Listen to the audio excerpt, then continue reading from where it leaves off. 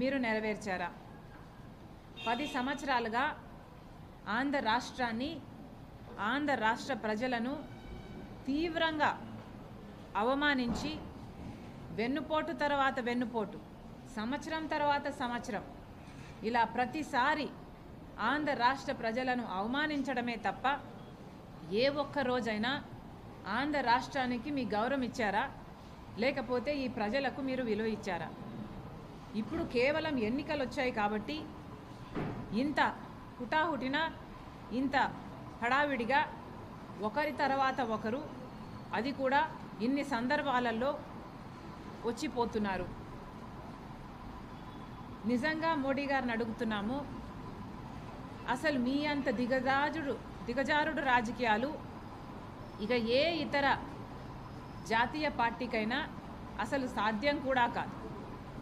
మీకు ఎంత తెలివి కాకపోతే మోడీ గారు ఒక పక్కేమో తెలుగుదేశం పార్టీతో బహిరంగంగానే పొత్తు పెట్టుకున్నారు, ఇంకో పక్కేమో జగన్మోహన్ రెడ్డి గారితో అక్రమ పొత్తు అలాగే కొనసాగుతుంది. ఏ పొత్తు అయితే 5 సంవత్సరాలుగా జగన్మోహన్ రెడ్డి గారు మోడీ గారి మధ్య సాగిందో అదే పొత్తు, దత్తపుత్రుడి పొత్తు ఈ రోజు వరకు కూడా కొనసాగుతూనే ఉంది. 5 సంవత్సరాలుగా జగన్మోహన్ రెడ్డి గారు మోడీ గారి వారసుడిగా, మోడీ దత్తపుత్రుడిగా, మోడీ ఏది కోరితే అది, ఎప్పుడు కోరితే అది, అప్పుడు ఏది కాదనకుండా ప్రతి బిల్లులో సహాయం చేశారు. ఆఖరికి మన గంగవరం పోర్టుని అదానికి ఇచ్చారు మోడీ మనుషులకి. ఆఖరికి ఏ రిలయన్స్ అయితే రాజశేఖర రెడ్డి గారి మరణం వెనకాల వాళ్ళ హస్తం ఉంది అన్నారో వాళ్ళనే పిలిచి రాజ్యసభ కూడా ఇచ్చారు. మరి నిజంగానే జగన్మోహన్ రెడ్డి గారు మోడీ వారసుడని, మోడీ దత్తపుత్రుడని మళ్ళీ రుజువు చేసుకున్నాడు ఈ 5 సంవత్సరాలలో. ఇప్పుడు మోడీ గారు చంద్రబాబు గారితో పొత్తు పెట్టుకొని, చంద్రబాబు గారితో పొత్తు ఉంది మాకు అని చెప్తూ, జగన్మోహన్ రెడ్డి గారితో ఏ పొత్తు లేదన్నట్టుగా, do you want me to stop? Jaganmohan Reddy గారితో ఏ పొత్తు లేదన్నట్టుగా ఇప్పుడు జగన్మోహన్ రెడ్డి గారిని దూషిస్తున్నారు. కేవలం మైనారిటీ ఓట్ బ్యాంకు కోసం ఈ తిప్పలన్నీ. అంటే Hindu vote bank, BJP vote bank, Telugu Desam vote bank ఇంటాక్ట్గా చంద్రబాబు పొత్తుతో ఉండాలి, మిగతా మైనారిటీ ఓట్ బ్యాంక్ అంతా జగన్మోహన్ రెడ్డి గారు పోయినసారిలాగా గార్నర్ చేసుకోగలిగితే ఈ ఓట్ బ్యాంకు ఆ ఓట్ బ్యాంకు రెండు కలిపితే మళ్ళీ మోడీకే బెనిఫిట్ అవ్వాలి అన్నది మోడీ గారి స్ట్రాటజీ. ఆంధ్ర రాష్ట్ర ప్రజలేం పిచ్చోళ్ళు కాదు మోడీ గారు. ఆంధ్ర రాష్ట్ర ప్రజల గుండె చప్పుడు ఒకసారి వినండి. మోడీ గారి మన్ కీ బాత్ మోడీ గారికి చాలా అలవాటిది. మోడీ గారికి ఇలా చెప్తే ఆయనకు అర్థమవుతుందేమో అనిపించింది మాకు.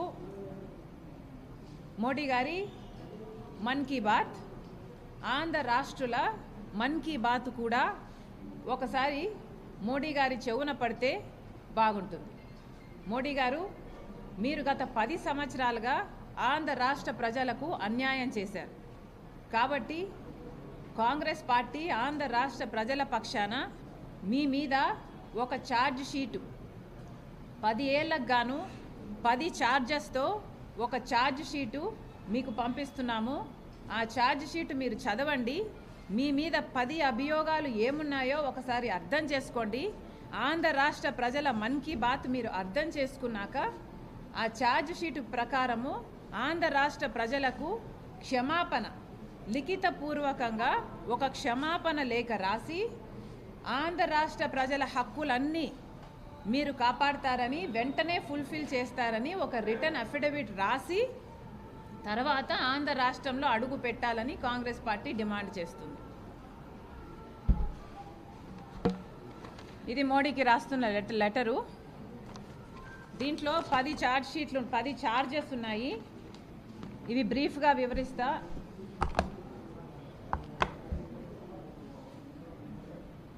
ఛార్జ్ నెంబర్ 1, మోడీ గారు ప్రత్యేక హోదా ఆంధ్ర రాష్ట్ర ప్రజల హక్కు అని 10 సంవత్సరాల క్రితము తిరుపతికి వచ్చి 10 సంవత్సరాల ప్రత్యేక హోదా ఇస్తామన్నారు. అప్పుడు మోడీ గారు చంద్రబాబు గారితో పొత్తు పెట్టుకుంటే చంద్రబాబు గారు మాకు 15 ఏళ్ళు కావాలి అంటే మోడీ గారు తిరుపతి సాక్షిగా ఆంధ్ర రాష్ట్ర ప్రజలందరికీ మాటిచ్చారు 10 సంవత్సరాల ప్రత్యేక హోదా అని. మరి అధికారంలోకి వచ్చాక 10 సంవత్సరాలు అయింది ఈ రోజుటికి.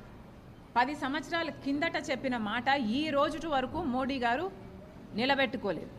అందుకు గాను మోడీ గారు ఆంధ్ర రాష్ట్ర ప్రజలకు లిఖితపూర్వకంగా క్షమాపణ చెప్పాలి.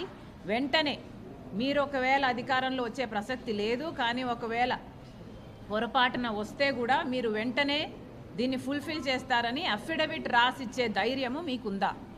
అలాగే పోలవరం ప్రాజెక్టు చంద్రబాబు గారు అయితేనేమి, జగన్మోహన్ రెడ్డి గారు అయితేనేమి ఒకరు టెండరింగ్ అని ఒకరు రివర్స్ టెండరింగ్ అని ఆంధ్ర రాష్ట్ర ప్రజలకు అన్యాయమే చేశారు తప్పితే ఇంతవరకు కూడా పోలవరం ప్రాజెక్టులో ఖర్చు పెట్టిన 15,000 కోట్ల రూపాయలు ఏమైంది? బూడిదలో పోసిన పన్నీర్ అయిందా? ఏమైంది? దాని మీద ఒక ఎంక్వైరీ లేదు. ఎందుకు ఖర్చు పెట్టారు? అసలు ఏం జరుగుతుంది పోలవరం ప్రాజెక్టులో? మీరు ఎందుకు దానికి జాతీయ హోదా ఇవ్వటం లేదు? ఎందుకు ఆ ప్రాజెక్టు కట్టడం